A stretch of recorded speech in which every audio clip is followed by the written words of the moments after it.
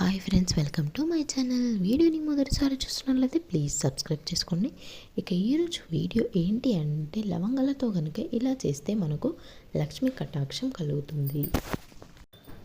శుక్రవారం రోజున మనం 5 లవంగాలను ఒక ఎర్రటి వస్త్రంలో ఒక 5 గవ్వలతో పాటు కలిపి పెట్టి ఆ మూటని మనం బీరువాలో కానీ మనం డబ్బు పెట్టే ప్రదేశంలో కానీ పెట్టినట్లయితే మనకు ఐశ్వర్యం సిద్ధిస్తుంది.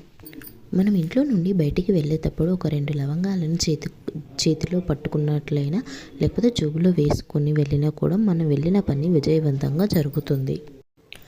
అలాగే మనం ఇంట్లో పూజ చేసేటప్పుడు మన ఇంట్లో ఉన్న హనుమాన్ ఫోటో ముందు కనుక మనం ఒక జత లవంగాలను ఉంచి, అలాగే ప్రతి వారంలో మంగళవారం రోజున మనం ఒక ఆవు నూనెతో కనుక దీపాన్ని వెలిగిస్తే మనకు ఉన్న కష్టాలు తీరిపోతాయి. మనం చేసే పూజ ఫలితానికి ప్రతిఫలం దక్కుతుంది. మనం కోరుకున్న కోరిక నెరవేరుతుంది. అలాగే శనివారం నాడున్న లవంగాలను దానం చేయండి. లవంగాలను కనుక ఎవరు తీసుకున్నట్లయితే శివలింగానికి ఇవ్వచ్చు. ఇలా 41 రోజులు చేయండి.